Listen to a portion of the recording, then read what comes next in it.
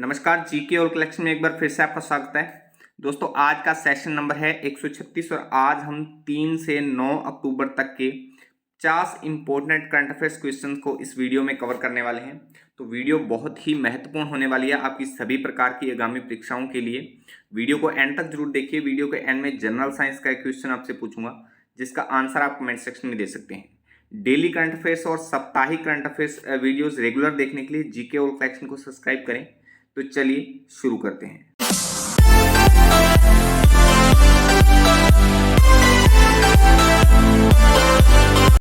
आज के लिए पहला प्रश्न है, हाल ही में किस देश ने अपनी पहली घरेलू निर्मित पनडुब्बी हाइकुन का अनावरण किया है? तो अभी हाइकुन नामक जो पनडुब्बी है उसका अनावरण किया है ताइवान ने, जो कि ताइवान की घरेलू निर्मित है। सी ऑप्शन यहाँ पे सही हो जाएगा। अगला प्रश्न है, इस वर्ष गांधी जयंती 2023 की थीम क्या है? तो गांधी जयंती 2 अक्टूबर को मनाई जाती है। तो इस वर्ष जो इसकी थीम रखी गई है गांधी जयंती, 1 तारीख 1 घंटा एक साथ, यानी सी ऑप्शन यहाँ पे सही हो जाएगा। और ये थीम जो है वो स्वच्छता के लिए रखी गई है, ये आप ध्यान में रखिए। ये 1 तारीख 1 घंटा एक साथ किसके लिए है? तो ये स्वच्छता के लिए आगे आने के लिए है। तो ये भी आप थोड़ा सा ध्यान में रखिए। 2 अक्टूबर को गांधी जयंती मनाई जाती है, ये हम सभी को पता है। और 2 अक्टूबर को ही लाल बहादुर शास्त्री जयंती मनाई जाती है और 2 अक्टूबर को ही अहिंसा दिवस मनाया जाता है। तो इसके साथ ये भी आप ध्यान में रखिएगा। अगला प्रश्न है, हाल ही में अश्विन दानी का 79 वर्ष की आयु में निधन हो गया है। वे निम्न में से किस कंपनी के सह संस्थापक थे? तो अश्विन दानी जो हैं वो एशियन पेंट्स के सह संस्थापक थे। कलर्स की एक बहुत बड़ी कंपनी है एशियन पेंट्स, भारत में बहुत चर्चित कंपनी है। तो बी ऑप्शन यहाँ पे सही हो जाएगा। एशियन पेंट्स के सह संस्थापक थे अश्विन दानी, जिनका भी हाल में 79 वर्ष की आयु में निधन हो गया है। बी ऑप्शन यहाँ पे सही हो जाएगा। अगला प्रश्न है, स्वच्छ भारत मिशन के दूसरे चरण के तहत किस राज्य ने 100% ओडीएफ कवरेज हासिल कर लिया है? तो अभी हाल ही में उत्तर प्रदेश ने स्वच्छ भारत मिशन के दूसरे चरण के अंतर्गत 100% जो है वो ओडीएफ कवरेज हासिल कर लिया है। डी ऑप्शन यहाँ पे सही हो जाएगा। नेक्स्ट है, ऑनलाइन गेमिंग और कैसीनो पर 28% जीएसटी कब से प्रभावी हो गया है? तो ऑनलाइन जो गेमिंग है, कैसीनो है, सट्टाबाजी है, घुड़दौड़ है, इन सब पे 28% जो जीएसटी है वो 1 अक्टूबर से प्रभावी हो गया, यानी 1 अक्टूबर से लागू कर दिया गया है। ए ऑप्शन यहाँ पे सही हो जाएगा। नेक्स्ट है, हाल ही में किसने संघ लोक सेवा यानी यूपीएससी के सदस्य के रूप में शपथ ग्रहण की है? तो यूपीएससी के सदस्य के रूप में अभी हाल ही में शपथ ग्रहण की है डॉक्टर दिनेश दास ने। डॉक्टर मनोज सोनी ने, जो कि यूपीएससी के अध्यक्ष हैं, उन्होंने डॉक्टर दिनेश दास को शपथ दिलाई है। ए ऑप्शन यहाँ पे सही हो जाएगा। अगला प्रश्न है, हाल ही में ट्रस्ट ऑफ इंडिया यानी PTI, press trust of India यानी पीटीआई बोर्ड के अध्यक्ष के रूप में किसे चुना गया है? तो पीटीआई के अभी अध्यक्ष के रूप में चुना गया है के एन शांता कुमार को। ए ऑप्शन यहाँ पे सही हो जाएगा। के एन शांता कुमार को प्रेस ट्रस्ट ऑफ इंडिया यानी पीटीआई के बोर्ड के अध्यक्ष के रूप में चुना गया है। ए ऑप्शन यहाँ पे सही हो जाएगा। नेक्स्ट है, हाल ही में भारतीय भाषा शिखर सम्मेलन का उद्घाटन किसने किया है? तो अभी भारतीय भाषा शिखर सम्मेलन का जो उद्घाटन है वो केंद्रीय शिक्षा मंत्री ने किया है। और वर्तमान में जो केंद्रीय शिक्षा मंत्री हैं वो धर्मेंद्र प्रधान है। ये भी आप ध्यान में रखिए, धर्मेंद्र प्रधान जो हैं वो केंद्रीय शिक्षा मंत्री हैं, जिन्होंने अभी हाल ही में भारतीय भाषा शिखर सम्मेलन का उद्घाटन किया है। अगला प्रश्न है, भारत के पहले सोलर रूफ साइकिलिंग ट्रैक का उद्घाटन किस शहर में किया गया है? तो पहले सोलर रूफ साइकिलिंग ट्रैक का जो उद्घाटन है वो हैदराबाद में किया है, आंध्र प्रदेश की राजधानी हैदराबाद में। सी ऑप्शन यहाँ पे सही हो जाएगा। नेक्स्ट है, हाल ही में मालदीव के निर्वाचित राष्ट्रपति के रूप में कौन बने हैं? तो निर्वाचित राष्ट्रपति अभी बने हैं मोहम्मद मुइज़ू, यानी बी ऑप्शन यहाँ पे सही हो जाएगा। मोहम्मद मुइज़ू अभी मालदीव के राष्ट्रपति बने हैं। इससे पहले राष्ट्रपति कौन थे? तो मोहम्मद सोली, इनको हराकर अभी बने हैं मोहम्मद मुइज़ू। ये भी आप ध्यान में रखिएगा। अगला प्रश्न है, मुंबई में खादी और ग्रामोद्योग द्वारा आयोजित खादी महोत्सव का उद्घाटन किसने किया है? तो खादी महोत्सव का जो उद्घाटन है वो केंद्रीय मंत्री नारायण राणे ने किया है। सी ऑप्शन यहाँ पे सही हो जाएगा। अगला प्रश्न है, भारत के बाहर doctor Bhimrao Ambedkar, B R Ambedkar यानी भीमराव अंबेडकर की सबसे बड़ी प्रतिमा का अनावरण किस देश में किया जाएगा? तो डॉक्टर बी आर अंबेडकर की जो प्रतिमा है उसका अनावरण किया जाएगा यूएसए यानी संयुक्त राज्य अमेरिका में। डी ऑप्शन सही हो जाएगा, जो कि भारत के बाहर सबसे बड़ी प्रतिमा होगी डॉक्टर बी आर अंबेडकर की। डी ऑप्शन यहाँ पे सही हो जाएगा। अगला प्रश्न है, वर्ष 2023 में फिजिक्स का नोबेल पुरस्कार कितने वैज्ञानिकों को संयुक्त रूप से दिया गया है? तो फिजिक्स यानी भौतिकी में नोबेल पुरस्कार जो दिया जाएगा वो 3 वैज्ञानिकों को दिया जाएगा। बी ऑप्शन यहाँ पे सही हो जाएगा। अगला प्रश्न है, एशियाई खेलों में महिलाओं की 5000 मीटर दौड़ में पारुल चौधरी ने कौन सा पदक हासिल किया है?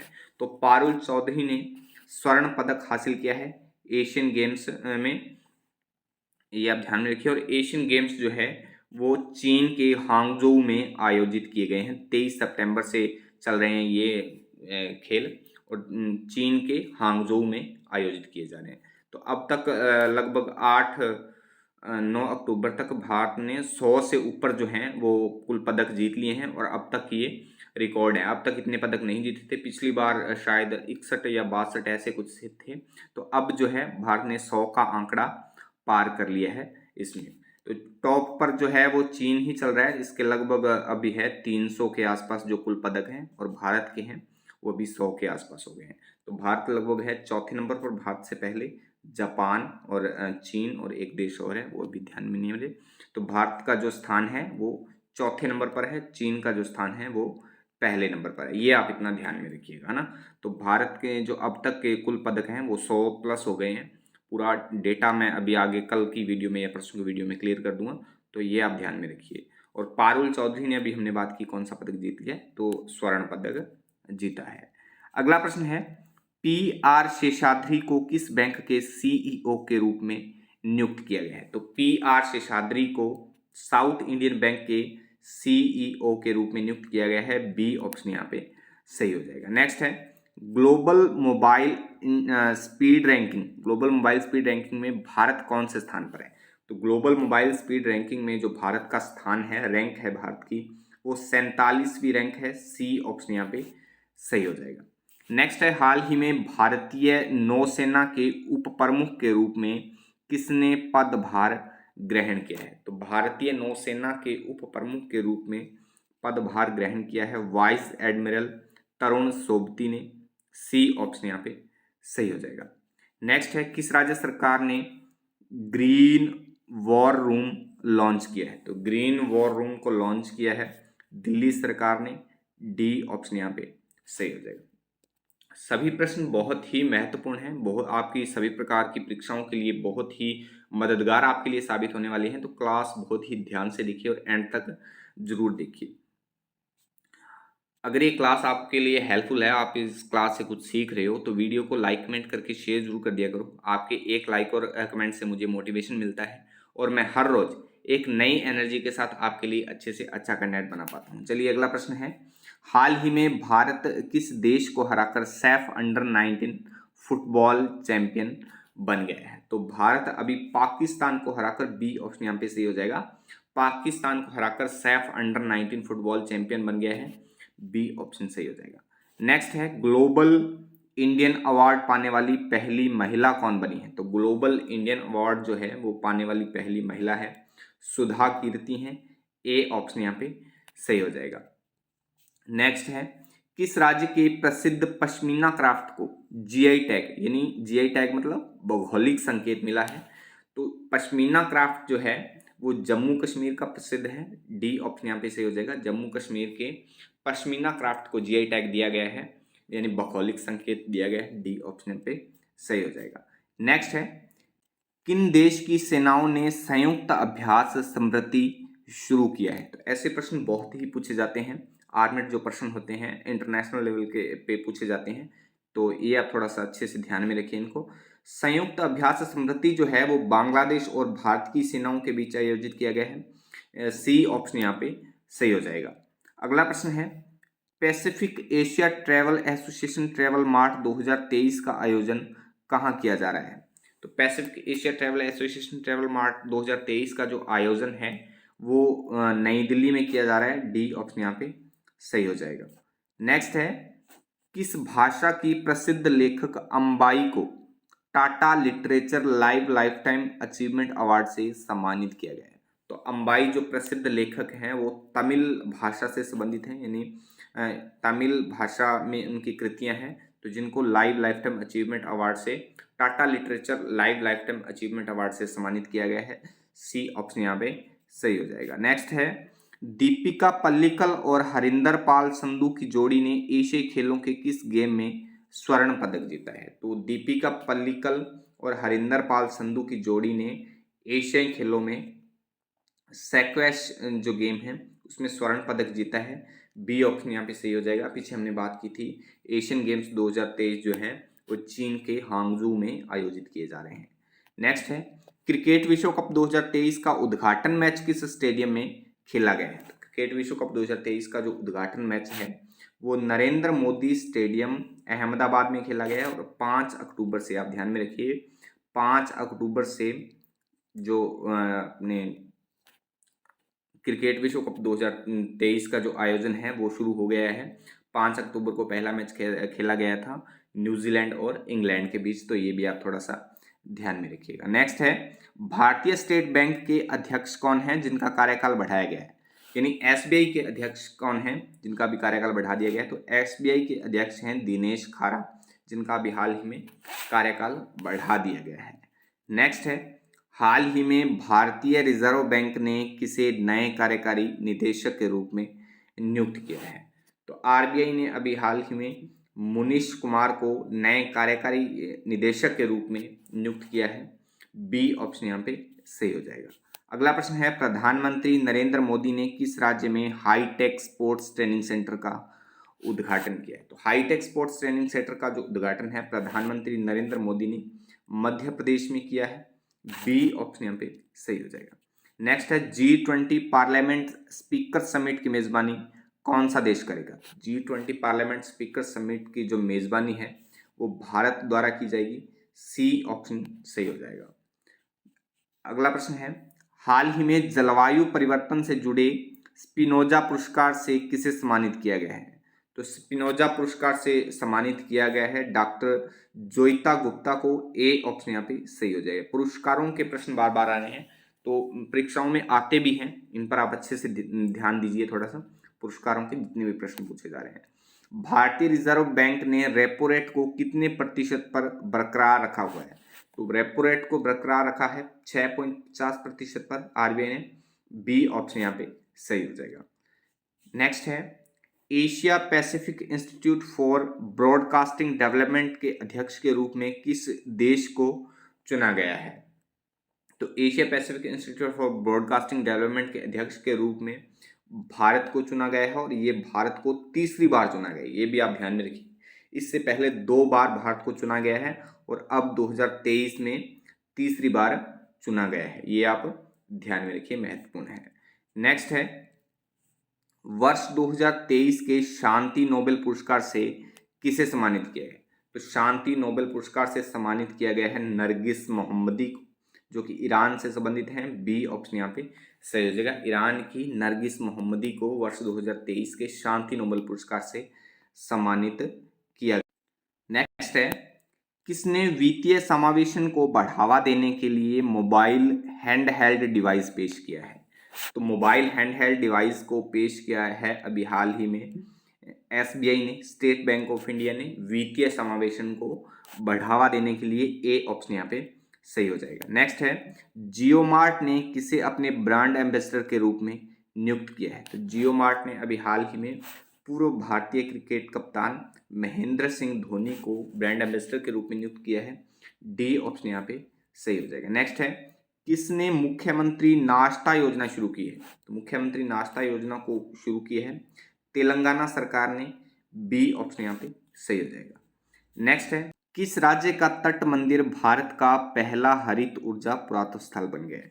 तो तमिलनाडु का जो तट मंदिर है वो भारत का पहला हरित ऊर्जा पुरातत्व स्थल बन गया है। बी ऑप्शन यहाँ पे सही हो जाएगा। नेक्स्ट है, अखिल भारतीय पुलिस विज्ञान कांग्रेस का आयोजन कहाँ किया गया? तो अखिल भारतीय पुलिस विज्ञान कांग्रेस का जो आयोजन है वो उत्तराखंड की राजधानी देहरादून में किया गया है। डी ऑप्शन यहाँ पे सही हो जाएगा। नेक्स्ट है, हाल ही में राजस्थान के मुख्यमंत्री अशोक गहलोत ने कितने नए जिले बनाने की घोषणा की है? तो मुख्यमंत्री अशोक गहलोत ने अभी हाल ही में 3 नए जिले बनाने की घोषणा की है। आचार संहिता से पहले ये घोषणा की गई है। तो ये 3 जिले कौन कौन से हैं? ये हैं मालपुरा, ये आप थोड़ा सा ध्यान में रखिए, मालपुरा जो कि टोंक से अलग करके बनाया जाएगा। उसके बाद में है सुजानगढ़ जो कि चूरू से अलग करके बनाया जाएगा।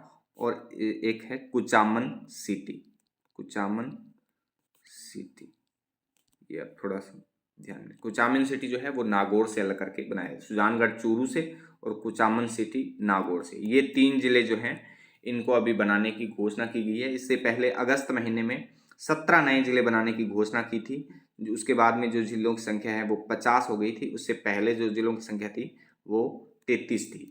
33 और 17 फिर 50 हो गए और 50 3 और बनाने की घोषणा करती है। तो अब जो राजस्थान में जिलों की संख्या है वो 53 हो जाएगी। तो ये आप ध्यान में रखिए, जीके के हिसाब से ये प्रश्न बहुत ही महत्वपूर्ण है। नेक्स्ट है, प्रधानमंत्री नरेंद्र मोदी ने किस राज्य में हाईटेक स्पोर्ट्स ट्रेनिंग सेंटर का उद्घाटन किया? ये क्वेश्चन दोबारा से रिपीट हो गया, चलो कोई बात नहीं, महत्वपूर्ण प्रश्न है, इस पर आप थोड़ा अच्छे से गौर कर लिए। तो बी ऑप्शन यहाँ पे सही हो जाएगा। मध्य प्रदेश में हाईटेक स्पोर्ट्स ट्रेनिंग सेंटर का उद्घाटन प्रधानमंत्री नरेंद्र मोदी द्वारा किया गया है। अच्छा, अब तक के जो महत्वपूर्ण दिवस हैं अक्टूबर माह के, वो हम एक बार रिपीट कर लेते हैं। वैसे हम डेली करंट अफेयर्स की क्लास में हर दिन एक नए दिन के बारे में पढ़ते हैं, विस्तार से उस दिवस के बारे में पढ़ते हैं और इन दिनों को रिपीट भी करते हैं। और आज जो कि वीकली क्लासेस है, तो अब तक यानी कि जो 1 अक्टूबर से लेके 8-9 अक्टूबर तक जितने भी दिन हैं, महत्वपूर्ण दिवस हैं, तो उनको भी हम एक बार आज की क्लास में रिपीट कर लेते हैं। 1 अक्टूबर को राष्ट्रीय स्वैच्छिक रक्तदान दिवस मनाया जाता है। 1 अक्टूबर को अंतर्राष्ट्रीय वृद्धजन दिवस। 1 अक्टूबर को चीन का राष्ट्रीय दिवस मनाया जाता है। वहीं 2 अक्टूबर को गांधी जयंती, अंतर्राष्ट्रीय अहिंसा दिवस और लाल बहादुर शास्त्री जयंती मनाई जाती है। 2 अक्टूबर को त्रिस्तरीय पंचायती राज व्यवस्था का उद्घाटन हुआ था 1959 को, उसी उपलक्ष्य में दिवस मनाया जाता है। 2 अक्टूबर को ही जननी एक्सप्रेस एम्बुलेंस सेवा शुरू की गई थी 2012 में। 2 अक्टूबर को ही प्रधानमंत्री रोजगार गारंटी योजना शुरू की गई थी 1993 में। वहीं 2 अक्टूबर को वन्यजीव सप्ताह मनाया जाता है 2 से 8 अक्टूबर तक। 3 अक्टूबर को विश्व प्रायवास दिवस मनाया जाता है प्रत्येक वर्ष अक्टूबर माह के प्रथम सोमवार को। 4 अक्टूबर को विश्व अंतरिक्ष सप्ताह मनाया जाता है 4 से 10 अक्टूबर तक। और 5 अक्टूबर को विश्व शिक्षक दिवस मनाया जाता है। भारत में शिक्षक दिवस मनाया जाता है 5 सितंबर को, और जो विश्व स्तर पर मनाया जाता है शिक्षक दिवस वो 5 अक्टूबर को मनाया जाता है। ये आप ध्यान में रखिए, इसमें थोड़े कंफ्यूज हो सकते हैं ना। तो 6 अक्टूबर को जर्मन अमेरिकी दिवस मनाया जाता है। 8 अक्टूबर को भारतीय वायुसेना दिवस मनाया जाता है और 9 अक्टूबर को विश्व डाक दिवस मनाया जाता है। तो अब तक के जो महत्वपूर्ण दिवस हैं उन सभी दिनों को हमने रिपीट कर लिया है। वैसे हम डेली करंट अफेयर्स की क्लास में हर दिन एक नए दिवस के बारे में पढ़ते हैं, तो डेली करंट अफेयर्स की क्लास भी आप अटेंड करिए, हर रोज अर्ली मॉर्निंग आती है। अच्छा, प्रीवियस चैलेंज क्वेश्चन था, धातुएं विद्युत की सुचालक क्यों होती हैं? तो इस क्वेश्चन का राइट आंसर था, धातुएं विद्युत की सुचालक होती हैं क्योंकि उनमें इलेक्ट्रॉन जो है वो मुक्त अवस्था में पाए जाते हैं। ए ऑप्शन इसका सही था। आज की वीडियो का चैलेंज क्वेश्चन है, निम्न में से कौन सा तत्व बेकिंग सोडा का घटक नहीं है? 4 ऑप्शन आपके पास हैं, हाइड्रोजन, कैल्शियम, सोडियम या ऑक्सीजन। तो इस क्वेश्चन का आंसर आप कमेंट बॉक्स में कमेंट करके जरूर बताइए। वीडियो अच्छी लगी तो वीडियो को लाइक करें, दोस्तों में शेयर करें और कुछ सुझाव या संशोधन के लिए कमेंट बॉक्स में कमेंट जरूर लिखा करिए। डेली करंट अफेयर्स वीडियोस और अदर जो जीके की वीडियोस हैं प्रश्नोत्तरी के माध्यम से देखने के लिए जीके और फ्लैक्स को सब्सक्राइब करें। चलिए मिलते हैं नेक्स्ट वीडियो में, तब तक के लिए जय हिंद, जय भारत।